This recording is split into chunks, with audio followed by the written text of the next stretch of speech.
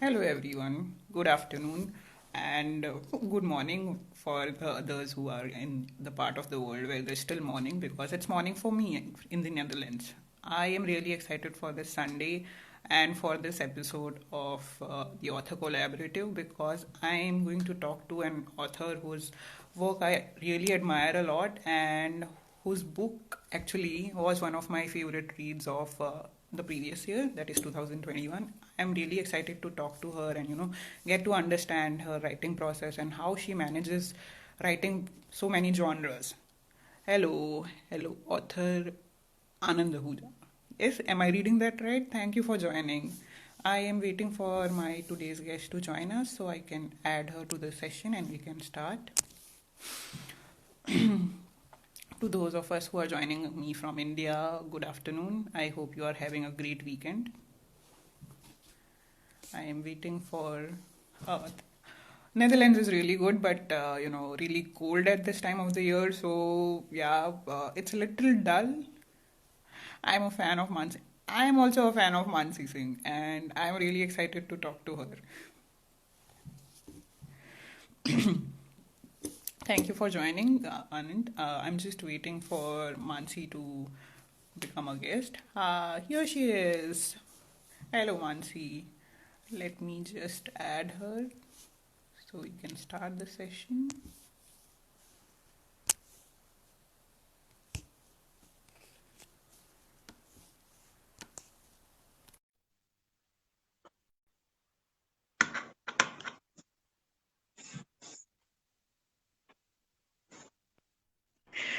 Yes. Hello. Hello, Mansi. I'm sorry. We just have a question, so I'm going to answer that quickly.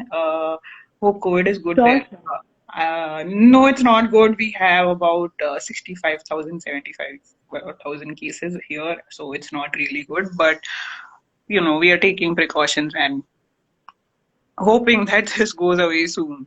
Okay. Hi, Mansi. Before I start the session, I want you to introduce yourself. Hi, Manali. First of all, I want to say thank you so much for inviting me to be on your profile with the author collab. And to everyone out there, I'm Mansi Singh, author of 4 books, and currently working as a lawyer in Hyderabad. And I think you can say that my whole life has basically been on literature, about literature, everything, right from drama to my love for books to eventually coming to writing them. So that's me in a nutshell. Wonderful, Mansi. I was just telling everyone how excited I am to talk to you because, I admire your writing a lot, and also because I absolutely loved reading your book, which we are going to talk about at length, Meet Me Under the Stars.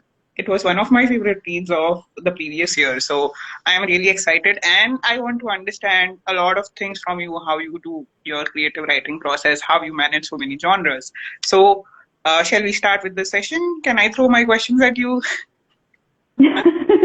For sure. Yeah, for sure. But before you start, I just want to say, I recently got a hold of Under the Mistletoe and Other Stories, and I absolutely loved it. Because like short stories is a completely different category. Like since we're talking about genres and all, I just wanted to say short stories is a completely different ballgame when it comes to writing novels versus that. So somebody who is a novelist by default, if they are writing short stories, it is a pleasant surprise if they can actually pull it off. And in your case, you definitely have.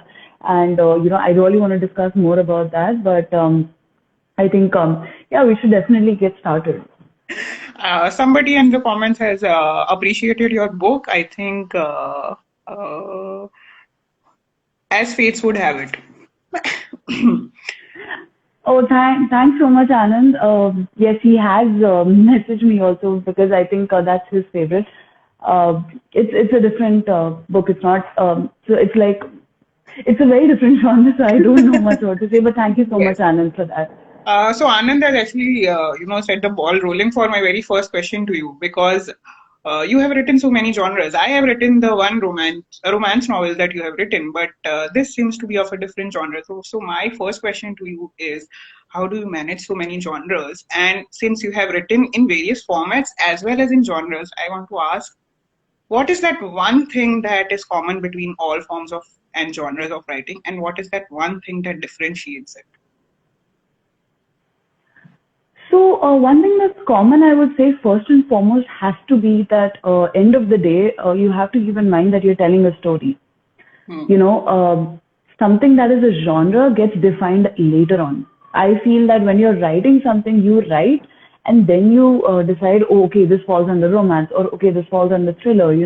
For the time being, you just let the story breathe. I feel, for example, my second book, Insincerely Yours, it wasn't technically, something that I had planned per se for it to be a thriller. It was meant to be 100% through and through horror. But when I started writing and when the story progressed, I was like, okay, this is actually falling more in the category of thriller. So that's okay. But I think the one thing everybody has to remember when they're writing multiple genres, the one thing that should probably connect them all is the fact that end of the day, what all of us are doing is storytelling. You're just Yes. telling a story your way. So when that comes through, I think it's very easy to cut across genres and try to understand how to write each one of them. Yeah. Okay. And one thing that differentiates it. One thing that differentiates, oh, for sure, I have to say pace. Pace is something that completely Uh, can make or break any particular genre. Like, for example, if I'm writing short stories, you're estimating one short story to be around 20, 25 pages. You have to make sure to have, the character development occur so fast. The stories need to move at a much faster pace when you're writing a short story. When you write a romance, for example, I did get quite a few people telling me that, they wanted a little bit more of Veda and Arjun from Meet Me Under the Stars. But the thing is that I think that maybe they were expecting it to be a little more slow paced because romances are more of the slow burn romance. So I think Correct. pace is something that really, really matters when you're writing different genres. Oh, very nicely put. Yes, I agree with that. Pace and then the similarities that you are telling a story, so you have to maintain that. Thank you, Vanshi. I think I also have much more clarity now. So No, my actually, speaking of your romance, you said that you only write one genre, that is romance, right? I just wanted to know what got you started into writing, because so, I feel like, yeah. yeah.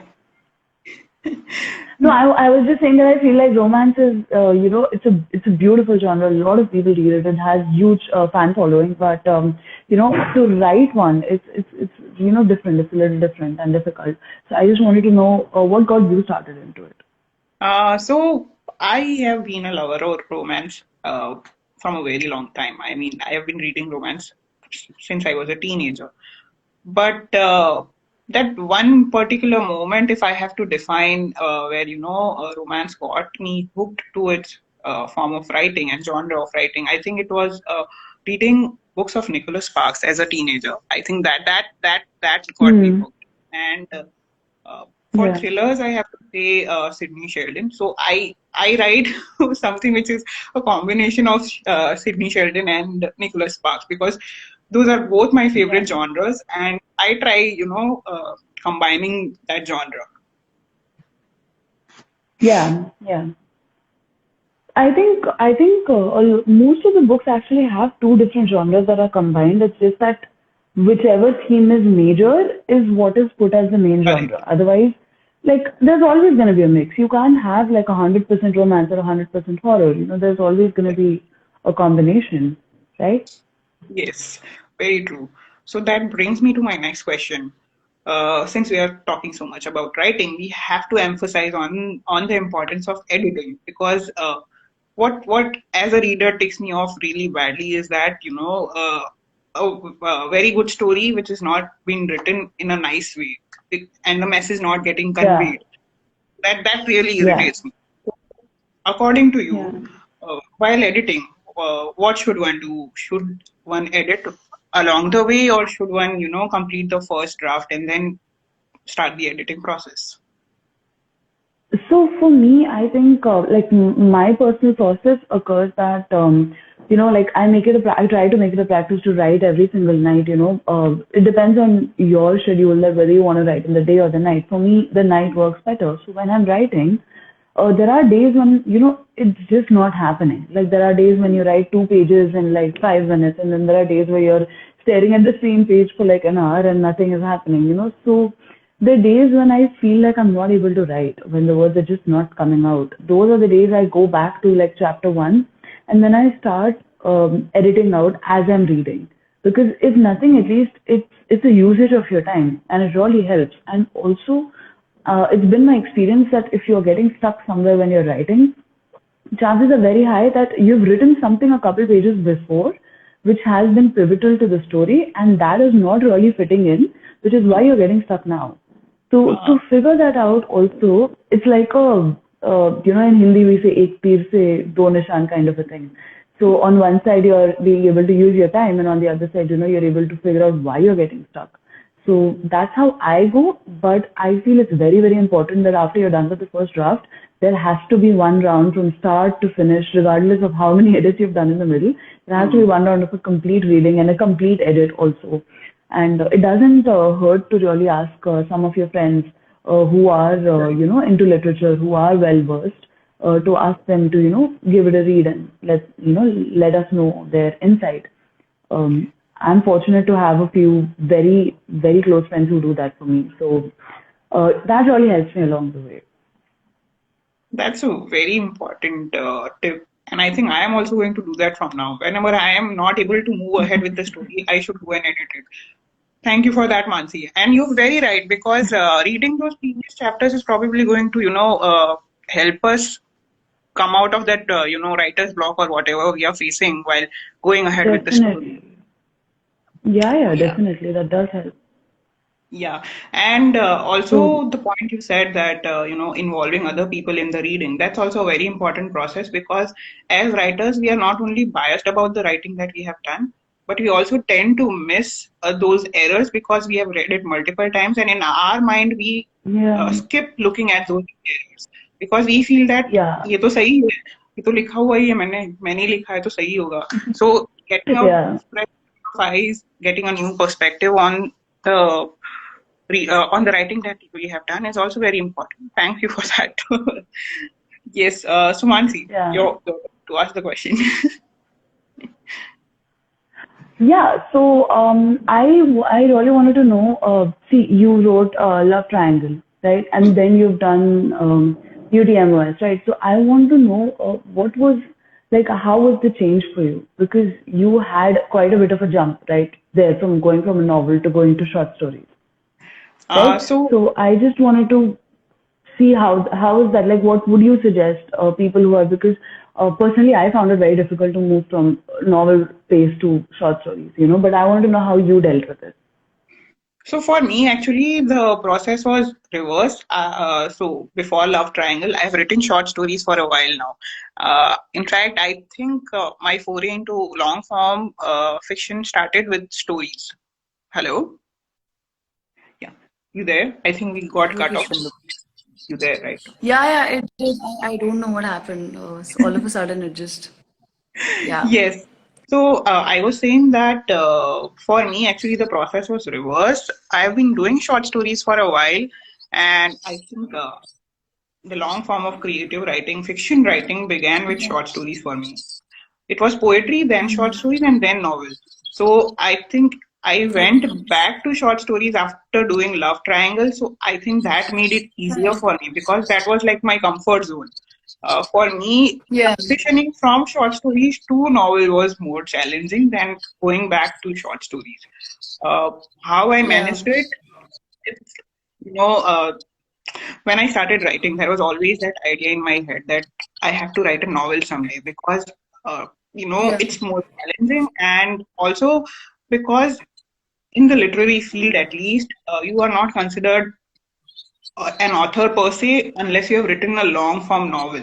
Short stories, yes, it is also challenging, and of course there is a readership for that. But unless you have written a Yeah. novel, you are not considered as you have arrived in the literary field. So yeah, I wanted to do that. So No, how I went. I can understand. Sorry, you were saying. I just wanted to say that, I don't know, I can't get over the fact that, UTMOS has so many such sweet romantic stories. Like, they are not the typical per se romance, that you see. So, They're very sweet, little droplets of romance just, sprinkled over it, kind of a thing.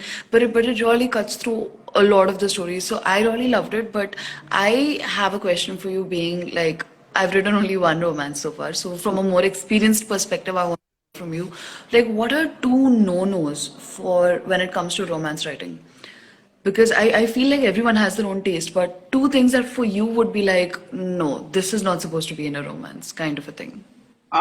So one thing that really bugs me is when you are focusing more on the physical intimacy rather than, the emotional connect between the two characters Right. that are, Yeah. getting to know each other. That part is very important for me. The characters have to know each other before they, get into the physical intimacy in the fiction. Yeah. It's fiction, I know, but my fiction, at least my fiction that I write, is like a slice of life, and I try to show the process of how they are getting close to each other. So too much of physical intimacy is, is a no for me. And other than that, Yeah. romance which doesn't have a little bit of humor, that's also a no for me. I don't write complete romantic dramas. There has to be some kind of banter between the couple, Yeah.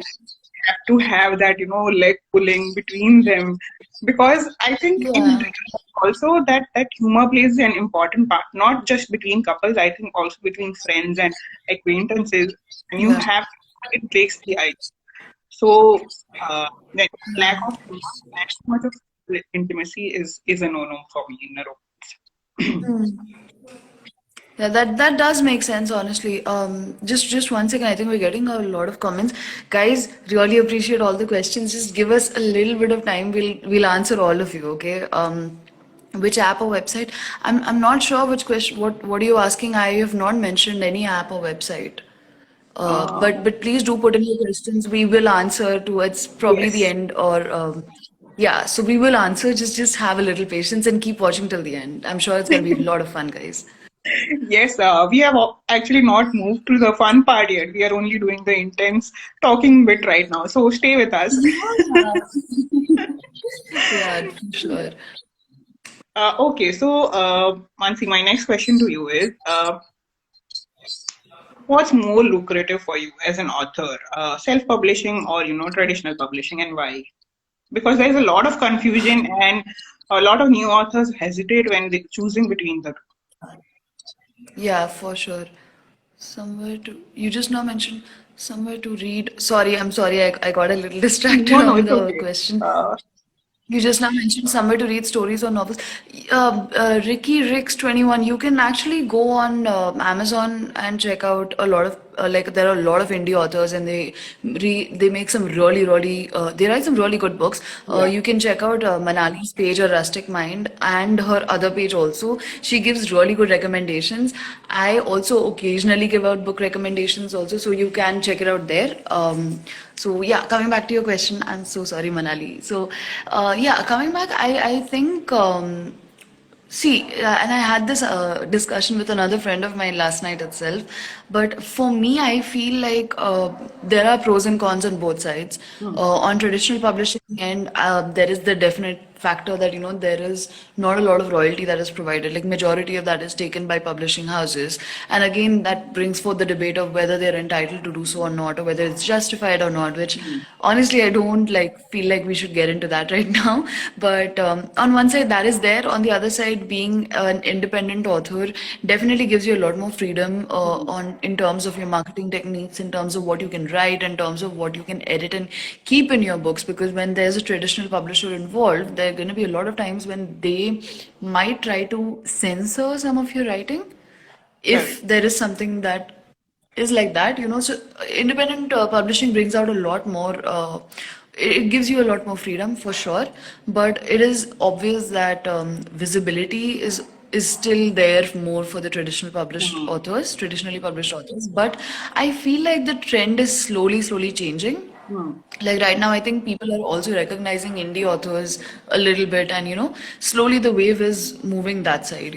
But like my advice to the new writers would be that just write your story and put it out there and pitch it out to people, but do not think that it has to undergo a year of processing, because I think that's a very common mistake a lot of people think Hmm. that एक साल तो लगेगा यहाँ जाने को. No, don't. I would not say that, because if someone really likes your work, they're gonna reach out as soon as 4 weeks probably. Hmm. But I would say put out your work, keep putting it out until it reaches them organically, until they see it, and then they will be the ones who will want to come back to you. So I personally feel like self-publishing is the route I would want to go through. Yes. You know? Yeah, Yeah. a lot of advantages that you mentioned, yes, and they have also actually my first two books I had published traditionally, and then I chose the route of self-publishing. So I know both sides of it. And as you mentioned, there's self-publishing is more lucrative for me as an indie author. I feel uh, one should opt for that. Definitely more lucrative for new authors actually, and it's a great way to connect with other indie authors and get to learn from their process. And ultimately, I believe if you are continuing to write, the big five are going to notice you, or maybe some other publisher will also notice you, and they will approach you. So yes, Yeah, that's I think that the small publishing houses are coming out and they're yeah, doing well. yeah. And I think they're starting to pick up other genres as well. Like earlier, I feel like, every publishing house had its own genre specifically put Hmm. through. Correct. Like, for example, Mills and Boons. Everybody knows that that is like the equivalent of only romance. That was always there. So Penguin was mostly associated to republishing the classics or Hmm. bringing out some of the big guns. Bloomsbury was again equivalent to just Harry Potter. Like mostly people knew it for Harry Potter, right? But I feel like now they're breaking the barriers and it's coming across. Hmm. Regardless of the genres. So. But I wanted to ask you actually, like because you told me that you've written only romance so far, right? But I wanted to know, are you planning on exploring any other genres, in the near future? And if Yes. so, then what can we expect? Like, Uh, what are we looking at? So I am kind of toying with an idea of a crime thriller because it excites me. As I mentioned earlier, these are the only two genres which excite me as a reader. So I picked Right. romance first because I have read romance the most, and the second most read genre by Yeah. me is thriller.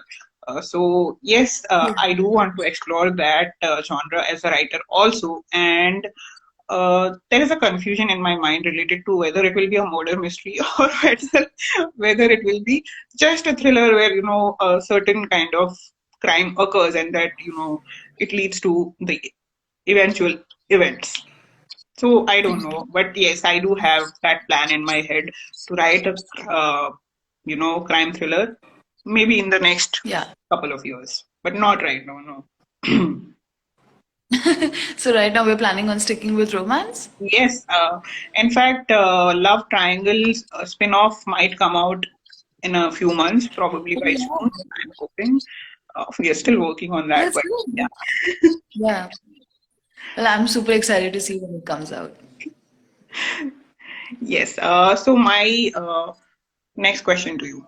So we are talking about writing. So and we are all new. I consider myself still new, even though I've written 4 or 5 books. I still consider myself as a learning author and growing author. But Yeah. when it comes to creativity, there's a fair bit of negativity and criticism that comes along with our work. So, what is your take on that, and how does one handle and take advice from others related to negativity and criticism?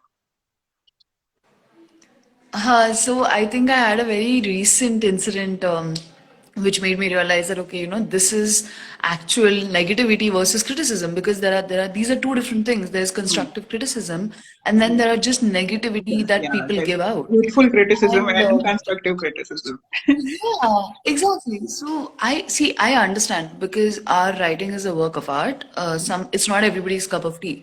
Some people are gonna like it, some people are not gonna like it, and I understand that. I get that. But the thing is, like recently, I remember someone putting a comment or a review on my book Mind Games. So Mind Games, like in short, it's basically a set of three short stories, and they're psychological thrillers. So it's not going to be everybody's cup of tea, because there is going to be some stuff which is, a little gripping and maybe a little triggering. And I have put all of that, on the first page of the book as well, that, if, this is not something that you're looking for, then, maybe this is not the book for you, because I understand that, triggers are something that you don't want ever. But someone put across a comment saying that this is a very stupid book and I don't think anyone's going to read it. And that really hurt me that day. I was like, why would someone say that? And what did you not like about it? Because and then it hit me that, not everybody's gonna want to tell you, and maybe they don't have a reason or whatever. But the difference is, that is when I understood, because I did get a fair bit of constructive criticism for Meet Me Under the Stars as well. But people told me, that, see, this is the part that, maybe you could have improved upon. Like, maybe you could have made it a little more slow burn. Maybe you could have, paced it out a little better. So that helps me understand and do better next time, Hmm. right? But when people are just putting out comments like that, oh, you're a wannabe or whatever it is, I feel like it's just something for you to ignore, because at least that means that, you're getting visibility from people enough to generate some form of hate. So I definitely think that that's how I bifurcate in my head. If there is someone who's giving me constructive criticism, I really think it over and I'm like, okay, this is what they were thinking and this is what they wanted, and maybe I can use that to make my writing better. Hmm. But when people just give out something for the sake of saying it, I'm like, ठीक है, that's your opinion, it's fine. So I think that's just how I deal with it. It Yeah. is difficult though, given our social media era, but I think you just have to take it as it goes, you know. Yeah. So yeah, in your head, you really need to bifurcate the criticism as will it help me become better, or is it just somebody being mean? So the Yeah, mean ones you have got to ignore, definitely. and the constructive ones you have got to take into consideration while working on your next one.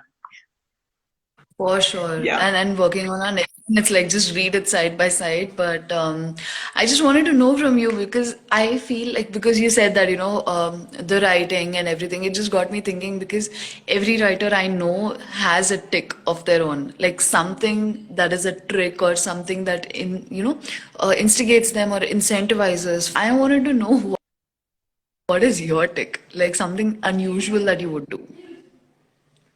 That is something I want to know. It's not an unusual trick, but whenever I'm stuck somewhere in writing, or I feel like I'm running out of ideas to move on, I read. That's the simplest way of getting back into your flow for me, at least, Yeah, because reading and writing are correlated. You can't really separate the two. If you want to be a good writer, of course. if you want to improve your writing, you really need to read regularly. So that's Yeah. one thing I go back to. uh, the other thing I do is I probably watch a little bit of TV. Uh, any episode of any series that I'm currently watching, and that helps me relax. Yeah. So I temporarily forget about what's making me anxious related to my writing. So that helps me relax. So these are the two main things that I do. So changing the subject, basically, Yeah, that you yeah. just switch Basically, out of just forget about it it. for a while. Yeah.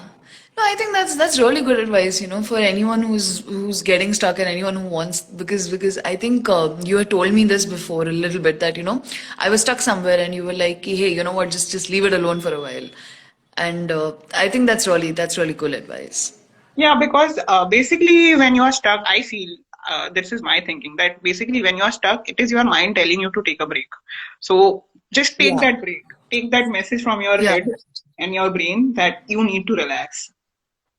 Hmm.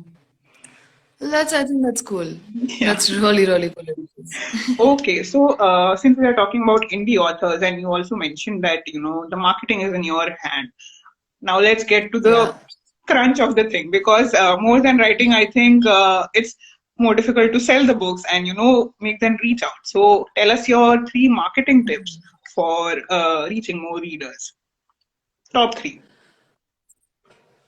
Well, honestly, I wouldn't know, what works for who because it's a very different game. Like I've understood this much that for different genres, you have different forms of marketing that works.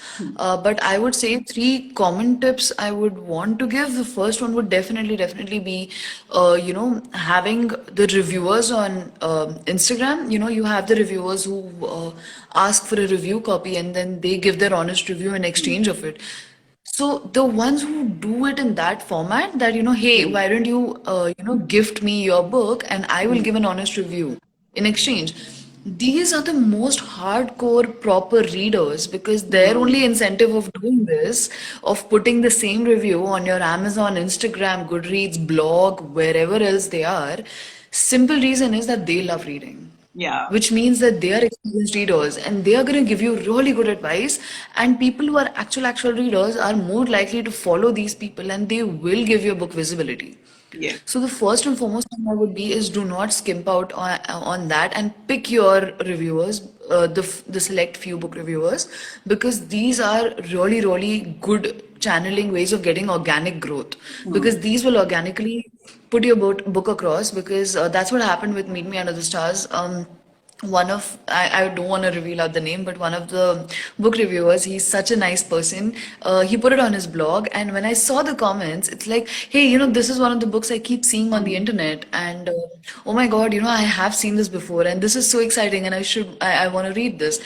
So when you see that, you know that he has a genuine following, and I would really think that, see, that is a very good way of marketing. That should be tip number one. Tip number two would probably be, I mean, personally for me, I would totally skimp out on Amazon ads, because a lot of people say that, Amazon ads are the thing to do, but I feel they're very expensive for an independent author to work with, and I don't know if they give you that much visibility. And also, when the big five are already playing in the Amazon marketplace, because you have like, come on, you're bidding against, Simon and Schuster, Bloomsbury, Penguin. Who's gonna wanna do that? I think organic marketing, Instagram ads, Facebook ads, these are your channels, these are your ways. And obviously, the last thing would be word of mouth. Please don't hesitate. I would tell everybody, please don't hesitate to tell out people that, hey, this is my book and it's out now, and I would love it if you can give it a read and all. A lot of people shy out from that, thinking that, oh my God, how can I talk about myself? But Correct. Correct. no, when you're an independent author, you have to do You that. You have to have to talk tell about your people book. that, hey, this has come out. Yeah. So these are, I don't know, I think these are the three tips that I follow, and they've worked well for me so far. Yeah, those are really great tips, and I agree with the first and the second one. I have not really tried the second one so much, so I wouldn't know. I have used the first and the third, so I know it works. It works for me as well. So everyone who's listening, Yeah. take these two tips into mind that you have got to reach out to genuine book reviewers who are really, very passionate about reading and will give you not just a good review, but they will tell you where your book is lacking. That's very important. And the Yeah. third one that Maxi said about talking about your book. Shameless self promotion is very necessary when you are an indie author. For sure, you have to go to like every single place that's gonna give you a platform to talk about it. Yes. So go Yeah. for it, I would say. Okay, Mansi. Do you have So, any questions for me, or shall we move on to the very fun part? so I have one question because see, honestly, I just finished reading UTMOS like 2 nights ago, so it's like still reeling in my head, right? So I just wanted to know, so there is what is your favorite story out of all of it? I know it's very horrid of me to ask an author what is their favorite story out of all of them, but I have to, and I also wanted to ask like what inspires you to write the short stories, because from what I'm understanding, these were stories written in different points of time for you. Like I think you did not sit together and write all of them. They're No. written in different points of time, Yes. different phases of your life. So I wanted to know what, because it doesn't seem like that. It's because I'm able to understand that. Hello? Have you lost? Oh, okay. I thought, yeah. So I wanted to know, like, because I know you and I've been following you since some time, I know that, these are not written together, but that's not what it comes across as, because it comes across as, you have written this all together because the theme is so uniform and it's written so well. So I wanted to know what's the one thing that keeps keeps your inspiration? It stays as your inspiration for life. Uh, so I think my mindset to continue trying out more forms of writing, more genres of writing, I think that works well for me because I write with a very open mind. And that this is a very recent development, I must confess. I used to be a writer who used to get offended when people said that they don't like my writing. It took me a while to understand that no, not everybody is going to like what I write. So that mindset Yeah, is very important, first of all. uh, for and sure. then writing with an open mind and trying to explore as many forms of writing, as many genres of writing that you can possibly write. I think that has been my inspiration, at least for the past couple of years. Since 2020, I think that has been my biggest motivation and inspiration to continue Yeah. growing as a writer and to also explore various forms of writing. Yeah, well, I think that's really I must say that's a very smart way of going about life. I think it takes a lot of people years to understand that this is what is supposed to be done. Yeah. So I And do agree with you. yeah, so and it also takes a pinch of salt to accept, that yeah, Yeah. there is going to be a fair bit of criticism to your work, but that's not going to affect the person that you are, and it doesn't affect uh, it it should not ideally affect the way you write or any form of creative work that you do. It should not affect. So yeah, that's about it.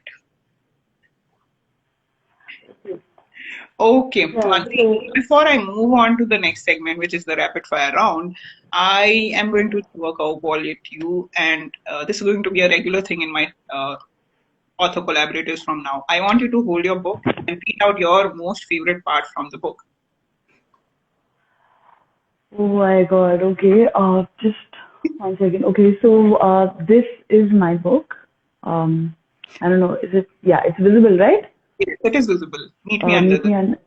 Yeah, Meet Me Under the Stars has been my romance novel, and I think my favorite part has to be the part where Veda meets Arjun for the first time, and she doesn't know who he is, obviously. So I'm just gonna read that one page Okay. out. Veda dashed into the salon, looking slightly unhinged, her frizzy hair and soggy clothes giving her an unkempt look. Of course, it had to rain the very moment Veda stepped out of the car. It was just her luck.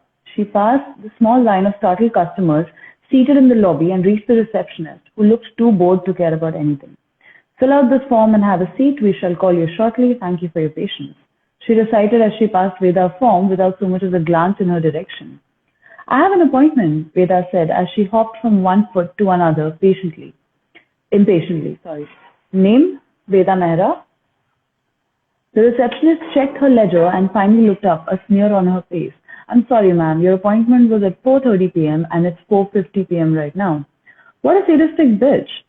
I know, she said, her voice dripping with honey as she leaned forward on the receptionist's desk. But I kind of have a big date today. Do you think you can push me in before the next customer comes in? I'm sorry, ma'am. The next customer is due any moment now, and we cannot allot someone else's slot to you. The receptionist seemed to be taking out the frustration of her boring job on Veda. Listen, lady, Veda said with gritted teeth, I have not waxed since what feels like ages, and my eyebrows look like caterpillars. The hair above my lips has grown so much that I can compete with an adolescent boy. My face is a hot mess, and I have a date tonight. So, unless my date is fine with being seen with a grizzly bear, I need this appointment. So, I mean, this. I think this is.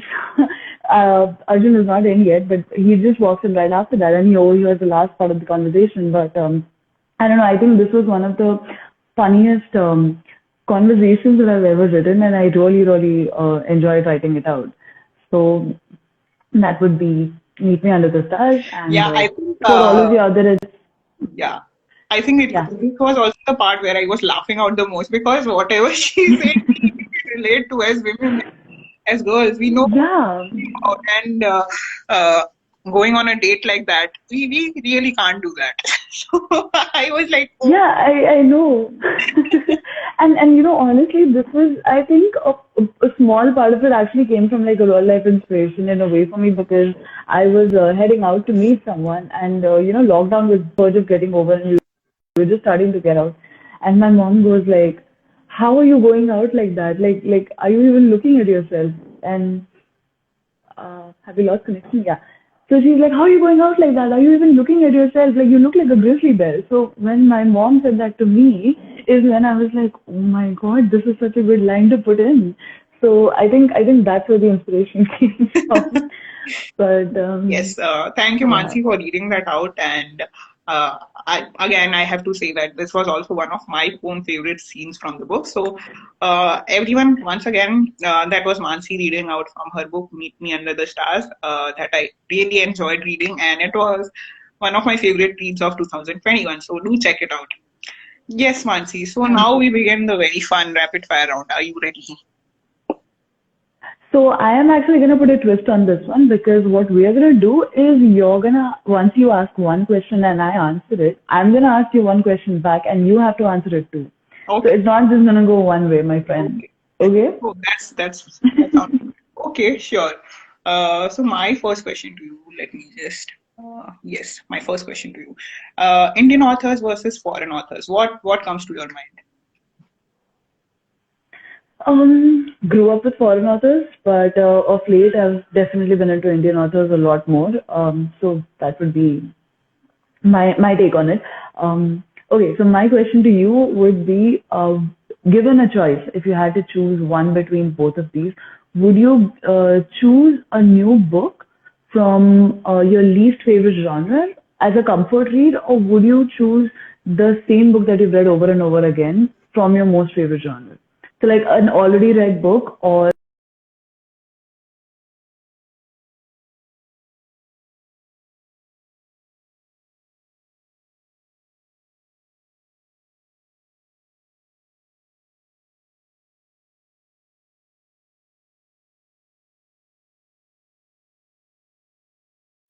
Mm,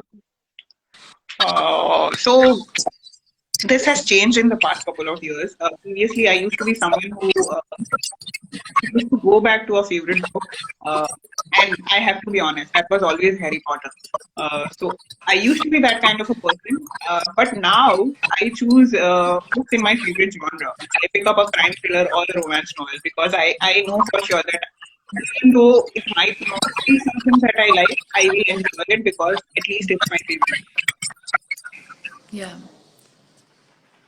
pretty cool though. Yeah, I get that. Okay. Yes. So my next question to you. This is very interesting because both these fictional worlds and books are my favorite, and I know that you are also a fan. So I have to ask this: a Game of Thrones character you hate and a character you love, and why?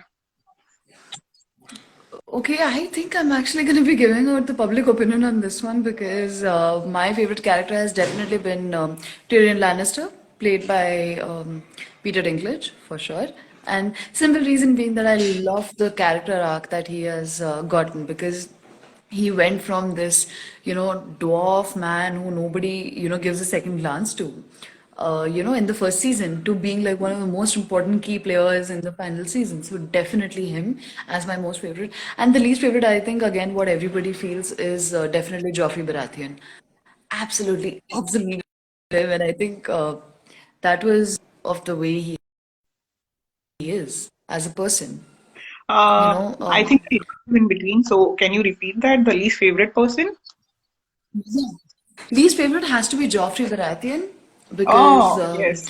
simple reason being that his character is just so hateable. Like, why are you so cruel? Like, there is no reason. That's my problem with him. Like, okay, there are characters who have been shown as cruel and mean and whatever, but why are you so mean? There is no reason for him. So why is he like that?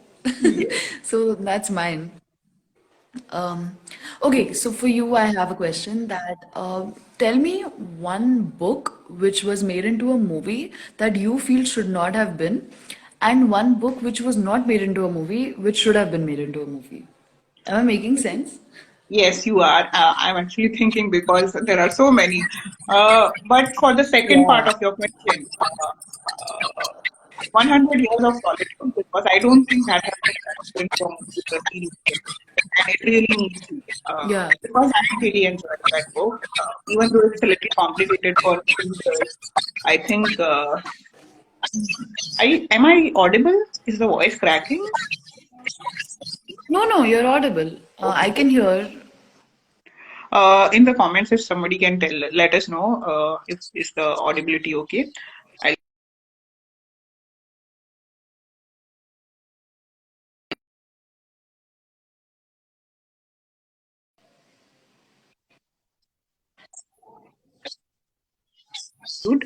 I think that needs to be adapted because it's a really good book.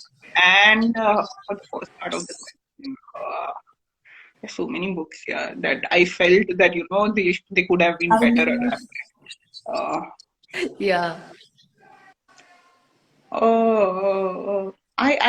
I was really excited about Five Point Someone when I read the book, and when I read the book, it was already becoming a movie because it was mentioned on the cover that it's already the book has already been bought for movie rights.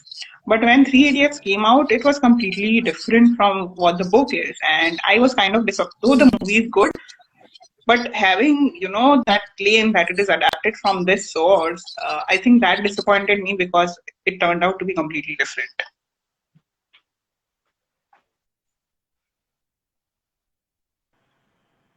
Yes, we have comments that the voice is breaking. Is it okay now, guys? Whoever is here with See, us? now it's clear. Huh, okay. So Oh yeah, yes, people have to tell us. 100 Years of Solitude and 5 points. Yeah, 5 points someone. Well, they did honestly change it a little bit, Yes, so that can be a little.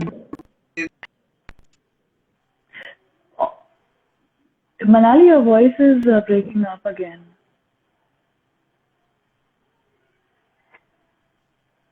Hello, guys, am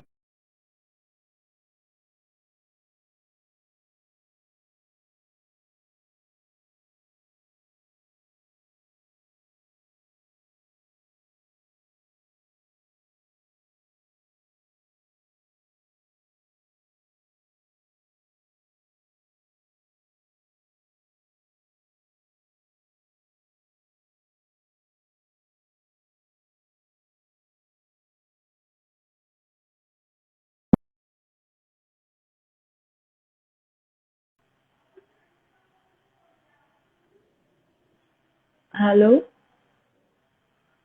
Manali, your voice is breaking up, but I can hear you like a little bit. yes, yes, Hello? yes. Uh, Yeah, I think I can hear you better right now. I think there is issue with my side of the internet because people are saying in the comments. I'm sorry because you'll have to bear a little more because if I disconnect, the video will go away. So we'll have to continue as it is. Really sorry for the trouble, guys. Yeah, yeah. Okay. So So you were saying after my answer, you were saying something. no, I was saying that they did change it a little bit, honestly, but very frankly, I was expecting you to tell me that the one book that you feel shouldn't have been made into a movie because it was so bad as a movie was should probably have been, one of the Harry Potter 7 part 1 and 7 part 2, probably. But I think there was an Because you're a emotional Potterhead, but because I think yeah, I had an emotional connect to the book. I was like, yeah. okay, it's ending, so let's give it a grace. So yeah, yeah, like something is better than nothing. Well, I totally understand that though. Yeah. Yes, So yes. Since we are now talking about Harry Potter, and I know you are also a Potterhead, so my next question is, you get to spend a day at Hogwarts. What will you do, and what will you not do? Like skip doing it.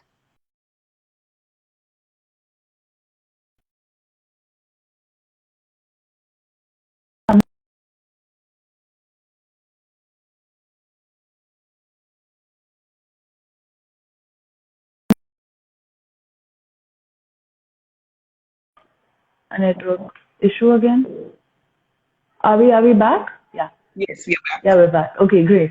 So, yeah, being a Potter, I think it's almost impossible to say that one thing I would omit out of the whole experience of Hogwarts.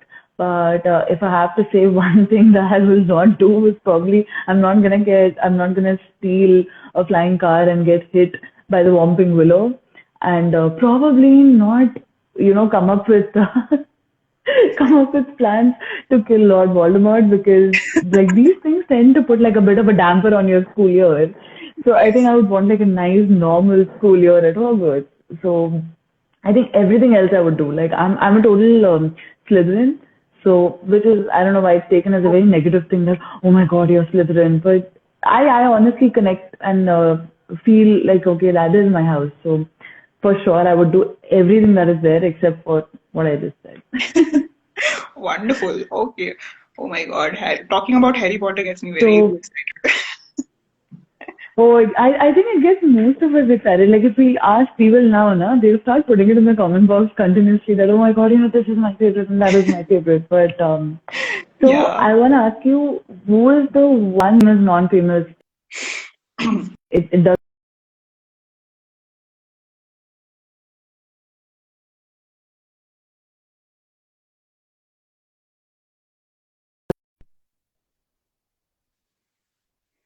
Hello, your voice is breaking, Manali. Yes, so I was just saying that sorry for the bad connectivity from my end. I really want to restart the uh, session, but I can't do that because we lose the video, so I Yeah, have to continue like we'll before. lose out. Yes. Yeah, for sure. Yes, Mansi, go on. No, I was asking you, who's the one author who you can always rely upon? Like, famous, non-famous, it doesn't matter. One author who you know is always gonna like never let you down in a way. Like you've loved everything written by them. That kind Uh, of a thing. I think as a child, Nicholas Sparks was one author who never disappointed me because, as I mentioned earlier, I am a fan of romance, and that's one Yeah. author I have never been disappointed by. And uh, I also think Sydney Sheldon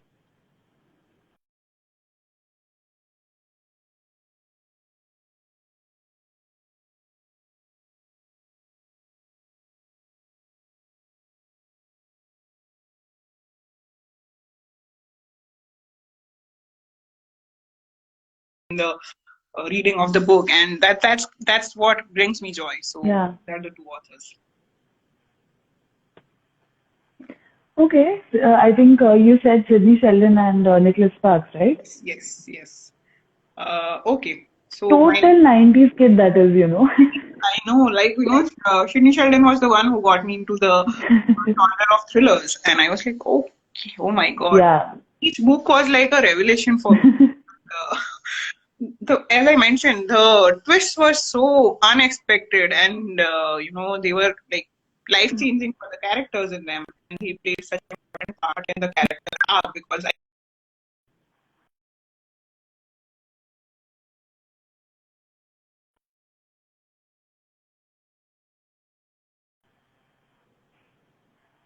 is a fictional character and book you think about while writing your story.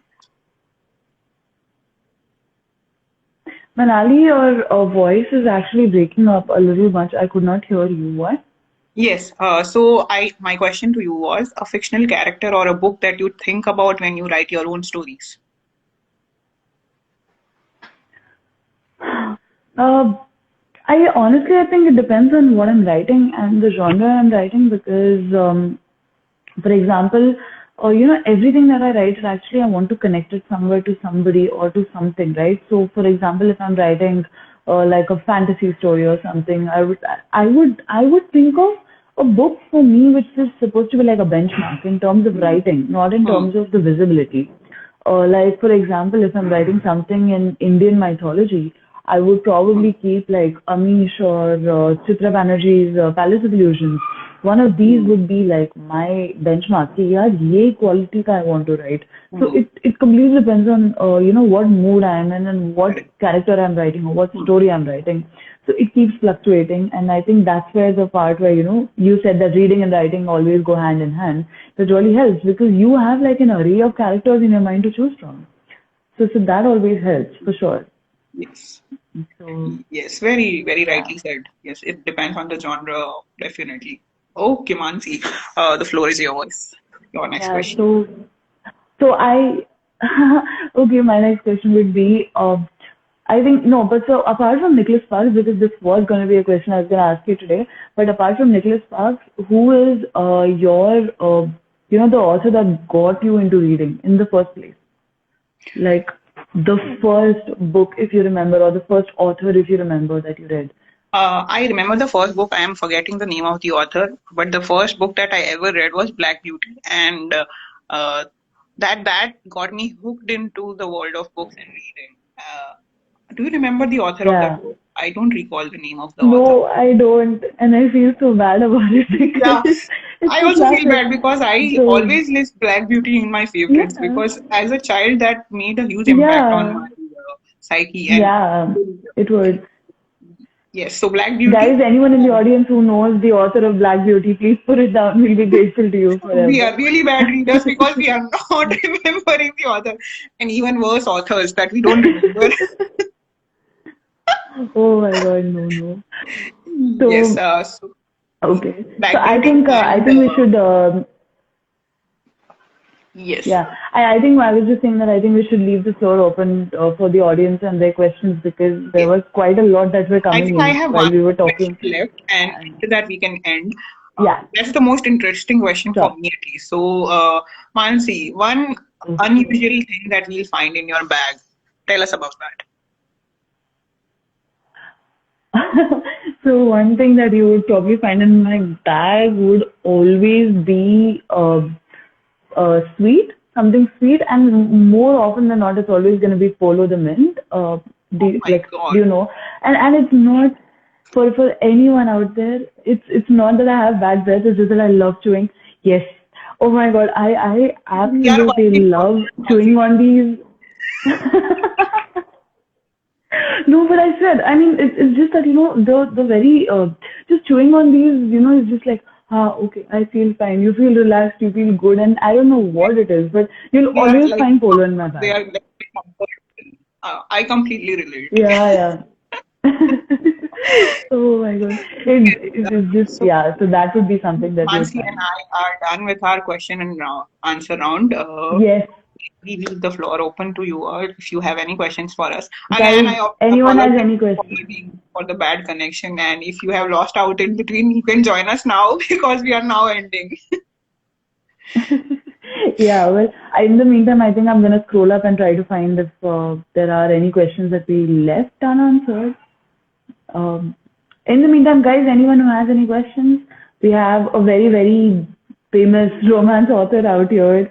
Uh, Famous. that Oh, is thank you. Manali. No, we have So, Mansi who so has please, written books in various genres, and all of them are good. So yes, please, if you have oh any my questions, God, guys. any one Okay. favorite character from Hogwarts. Uh, Someone, so Mansi, would you like to answer that first? Tanishq, what's the question? Sorry. any one favorite character from Hogwarts? Yeah, if you're a real Potterhead, you can't really pick one favorite character. I feel, but if I have to pick one, I would probably say Sirius.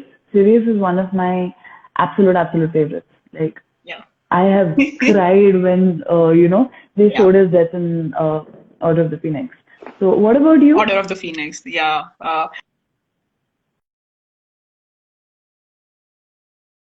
Like Yes, so I would also have to say Sirius Black because whenever somebody asks me my yeah, favorite book from the series, it's always Prisoner of Azkaban because Sirius Black comes into the picture in that book. yeah, yeah, Yeah, I think that from that book onwards, the series turned darker, and we had more yeah, more seriousness in the book after that. The kids are also growing yeah, up. yeah, I think that was a yeah. reason. That's Yeah. Author Anand Ahuja had asked two questions. Hmm. One is, do you recommend Scrivener? Do you Sorry. recommend Scrivener?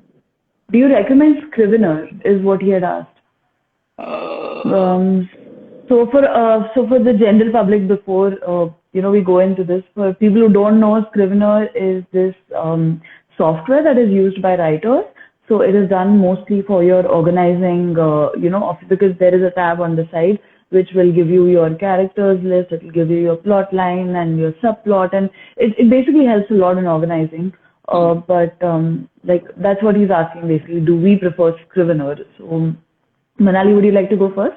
So I don't use it. I have heard a lot of authors do. For me, Excel works really fine, and I'm okay with that. And I think that has become my comfort zone now. So Excel works for Yeah. me. But having Okay. said that, though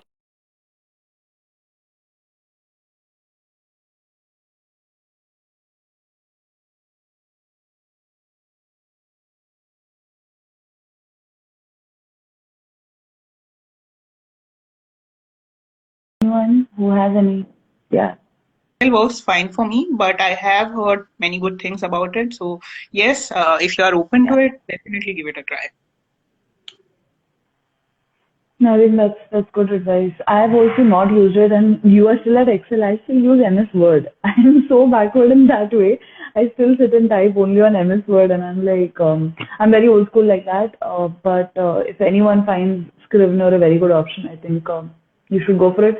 But I think here neither of us use Scrivener as an app. Yes. Okay.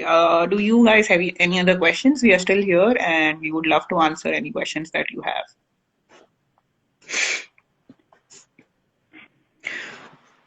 In the meanwhile, Okay. I'm going to do some Hmm. selfless self promotion. Yeah, please do. We did the hashtag shameless self promotion. Let's go. Oh, but before, like, I swear, guys, anyone who likes short stories and who likes a bit of poetry sprinkled on top, definitely do check out Manali's Under the, oh my God, Under the Mistletoe and Other Stories. Definitely do read it because it's a read that if you are interested, you will definitely finish it in a day, and it will give you a very feel good wala feeling. And since it's still winter, it's definitely like a very cozy read for you all. So, this is So, the book Manali, you want to read something out for us? Under the Mistletoe and Other Yeah, and Stories. the cover is so cute. It's so cute. The cover also. Yes, I will definitely read out something. Let me see. What is something that can be read out? Do you want me to read from prose or poetry? You pick. I would say poetry. I Okay. think because poetry would sound good when it's recited out. Okay, let's go to poetry then. But it's your call. No, no, poetry. I also feel I should read poetry because shorter to read and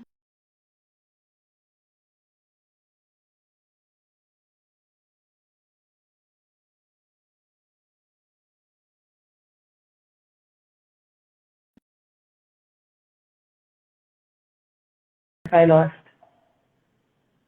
Yes.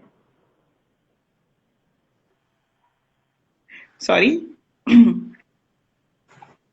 No, no, nothing. I was talking to the audience because we had lost you for a bit. That's it. Uh, I think I'm apologizing more than talking today, but really sorry for the bad connection from my end, and sorry that we can't reconnect. Otherwise, we'll lose the video. So please bear with us. So I'm going to read out a poem called "An Unwarm Welcome" from Under the Mistletoe and Other Stories. What's she doing here? He only invited you, Dad. She heard it, but chose to ignore the comments. After all, they were kids. His kids, and now hers too. Merry Christmas. She wished them and handed over the gifts. Before they sat down, the many bags were taken, albeit without greetings or any smile.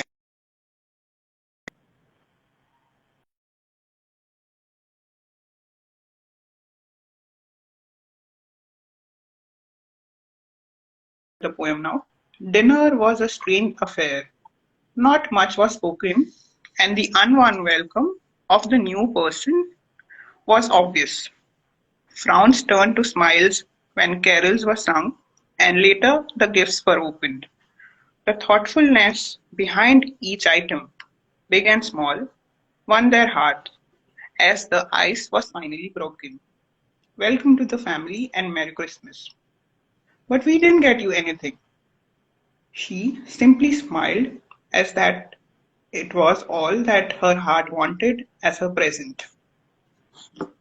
So that was one of the poems from Under the Mistletoe, titled An Unwarm Welcome. All the poems and short stories in this book are around the New Year's Eve and the festivity of Christmas. Christmas. Yes. So Yeah. they all have a similar theme, and as Mansi has already mentioned, it's a book really worth reading. And if you are a lover of Christmas and the festive season like me, you'll definitely like the book. So do give it a try. Do we have any questions? Even so, if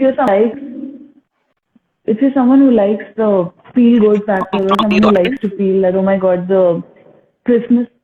No, so if you feel like someone, if you're one of those people who loves festivities and who feels really that the festive season can bring everybody together, I think that this book is definitely for you. So do check it out on her profile, and I will be putting up a review on my profile very soon as well. So that's, I think, what I would say. And I hope that we can collaborate soon again, Manali. Yes, And I also. So it was, I'm actually planning to read all your books if the time permits in the next few months. So if we are able to manage reading one more book of each other, we can definitely do this again. And because this has been so much fun, and yeah, it's always good to interact with fellow authors and learn from them, understand their process. yeah. This has been a great session. Thank you for joining me today, Mansi. And to the audience who joined us today, thank you for being so patient despite the connectivity issues. I apologize again. The video will be up on my IGTV, and you can watch that without the interruption by skipping the parts where we lost the connection. Yeah, for sure. And I just wanted to thank you for inviting me on your program and on your profile. And everyone out there, do check out our profiles if you like book recommendations, just general trivia. And if basically you're a reader, do give us a follow. It really helps us and it really supports us. Yes. So, Yeah. on that high note, I think, Yes. On that high note, yeah, say bye to each other and to everyone who joined us. Have a great Sunday yeah, ahead. Thank you, Mansi, for joining me, yeah. and thank you everyone else. Bye. Happy Sunday, everyone. Bye. Bye.